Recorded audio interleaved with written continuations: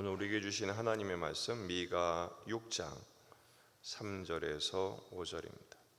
미가 6장 3절에서 5절 말씀 함께 읽겠습니다.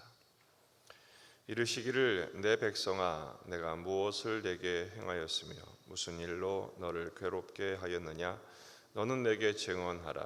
내가 너를 애굽 땅에서 인도해 내어 종노릇하는 집에서 속량하였고 모세와 아론과 미리암을 내 앞에 보냈느니라.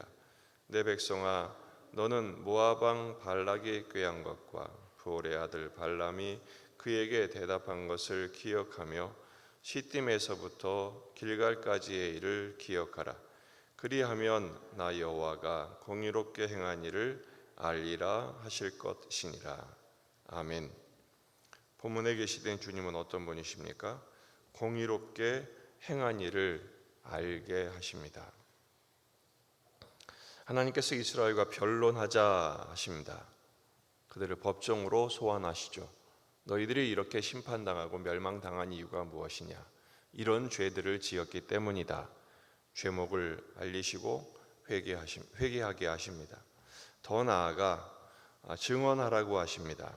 3절 이르기를 내 백성아 내가 무엇을 내게 행하였으며 무슨 일로 너를 괴롭게 하였느냐 너는 내게 증언하라.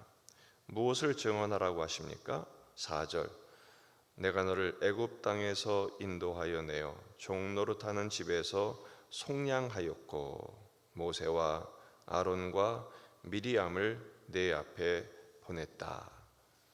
하나님께서 이스라엘 백성들을 구원하신 일을 증언하라고 하십니다. 내가 너희들을 구원하지 않았느냐? 어디서 구원하셨죠? 당시에 제국 이집트로부터 애굽으로부터 그들을 구원하여 인도해 내셨다라는 것입니다. 내 백성아 이렇게 3절에 시작하죠. 또 5절에서도 내 백성아 이렇게 말씀하십니다. 그들을 출애굽시키신 목적이 무엇입니까? 그들은 바로의 노예가 아니라 내 백성이다. 하나님이 백성 삼아 주신 것입니다. 출애굽기 6장 7절 너희를 내 백성으로 삼고 나는 너희의 하나님이 되리니 나는 애굽 사람의 무거운 짐 밑에서 너희를 빼낸 너희의 하나님 여호와인 줄 너희가 알리라. 여러분 우리가 이 땅에서 인생의 죄짐에 눌려서 또한 삶의 무게에 눌려서 신음할 때마다 명심하셔야 합니다. 하나님은 애굽의 무거운 짐에서 이스라엘을 빼내신 것처럼 이 세상의 삶의 짐에서 우리를 빼어내신 우리의 하나님이시요 우리는 하나님의 백성인 줄 믿으시기를 바랍니다. 그 애굽으로부터 하나님은 이스라엘을 구출하셨습니다. 바로의 군대로부터 그들을 지켜내셨고 홍해를 건너 마른 땅을 걷게 하셨습니다. 다른 표현을 보면 독수리 날개로 업어 너희를 인도했다라고 말씀하시죠. 광야로 끌어내셨을 뿐 아니라 그들을 불기둥과 구름기둥으로 인도하셨습니다. 세 명의 지도자를 말씀하시죠. 모세와 아론과 미리암을 내 앞에 보냈다. 그들을 인도해 내신 것이죠. 그들에게 율법을 주셔서 하나님의 친백성 삼으시고 복된 길로 그들을 이끌어 내신 것입니다. 이것을 증언하라라는 것이죠. 두 번째는 기억하라라고 말씀하십니다. 5절 내 백성아 너는 모압 왕 발락이 꾀한 것과 부올의 아들 발람이 그에게 대답한 것을 기억하며 시딤에서부터 길갈까지의 일을 기억하라. 저주를 축복으로 바꾸신 일들을 기억하라고 말씀하십니다. 모압 왕 발락이 꾀한 게 뭡니까? 당시 발람 선지자를 불러서 이스라엘을 저주하게 했죠. 하지만 발람은 그렇게 하지를 못했어요. 왜냐하면 하나님이 복 주신 백성을 내가 어찌 저주하랴 3번이나 오히려 축복하고 말았죠. 또 시딤에서 길갈까지 그 일들은 무엇입니까? 시딤은 요단 동편 모압 평지에서 하나님께서 음행하여 멸망당할 수밖에 없는 이스라엘 백성들, 그들의 범죄에도 불구하고 은혜로 돌보셨죠. 미디안 족속에게 유혹을 받아 음행하여 수만 명이 죽고 하나님이 그들을 다 쓸어버리실 수 있었지만 하나님이 그들을 다시 살리시죠.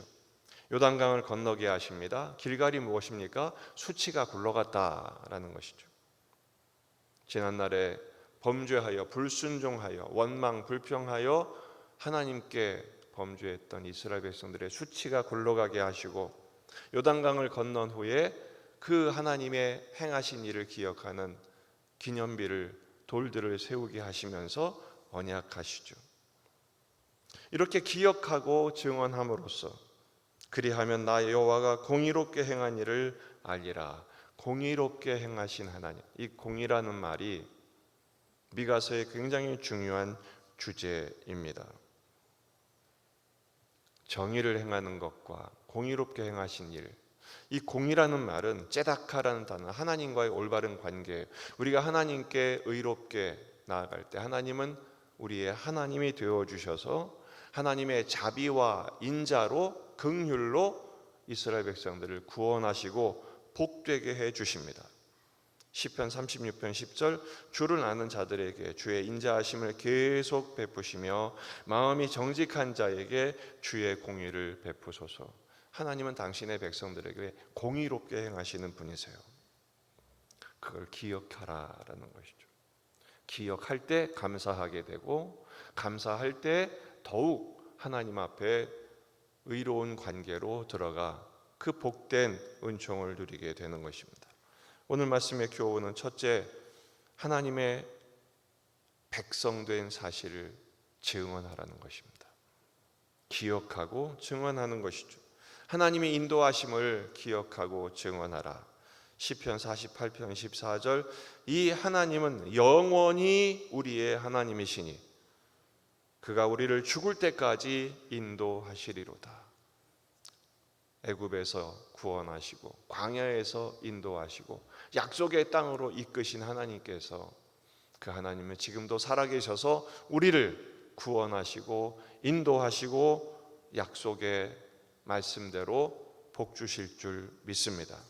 왜냐하면 우리는 하나님의 소유된 백성이 되었기 때문입니다. 두 번째, 공의롭게 행하신 하나님을 소망하는 것입니다. 오늘도 공의롭게 행하십니다. 하나님의 자비와 긍휼로 우리를 구원하시고 인도하시며 책임져 주실 줄 믿습니다. 과거의 은혜를 기억하는 것은 참 중요합니다. 왜냐하면 그것에 근거하여 오늘도 은혜를 베푸시고 장차 우리에게 구원을 완성하시고 약속을 성취하시는 하나님을 소망하게 되기 때문에 그렇습니다. 사무엘상 7장 12절 사무엘이 돌을 취하여 미스바와 센 사이에 세워 이르되 여호와께서 여기까지 우리를 도우셨다 하고 그 이름을 에벤 에셀이라 하니라. 여기까지 도우셨다. 과거로부터 지금까지 도우신 것뿐 아니라 이것은 무엇을 말합니까? 과거를 은혜로 해석하라는 거예요. 그럼 오늘도 하나님의 은혜의 관점으로 확정짓게 되고 미래를 소망하게 되는 것입니다. 따라서 신자가 하지 말아야 할 일이 있습니다. 낙심하지 않는 것입니다. 또한 방심하지 않는 것입니다. 공의롭게 행하신 하나님을 전적으로 신뢰하고 의뢰하며 전폭적으로 의탁하는 거죠. 하나님만 바라보는 것입니다. 하나님은 결코 실수가 없으십니다. 뜻을 이루시는 분이시요 그 능력으로 우리를 사랑하십니다. 오늘도 그 하나님의 사랑의 능력으로 우리를 통치하실 줄 믿습니다. 십자가의 현실 속에서도 그럼에도 불구하고 우리는 낙심하지 않는 것은 부활을 소망하기 때문입니다. 그 부활의 능력을 확신하면서 오늘도 우리에게 주어지신 보내신 곳에서 시키신 일을 감당하며 공의롭게 행하신 하나님을 소망할 때 우리의 약속의 말씀이 삶이 되게 하시는 그 은총을 누리게 되시기를 주의 이름으로 축원합니다. 기도하시겠습니다. 말씀을 붙들고 우리 자신과 가정과 교회와 이 지역의 복음화, 민족의 복음화, 세계 복음화를 위해서 환우들을 위해서 병상에 있는 환우들 또 하나님의 치유를 간구하는 우리 가족들 군의 아들들, 수험생들을 위해서 기도하십니다. 말씀을 붙들고 오늘 금요기도회가 있습니다. 주일을 준비하며 또 지금 캠프 중에 있는 유초등부와 청년부를 위해서 기도하십니다. 다 같이 기도하겠습니다.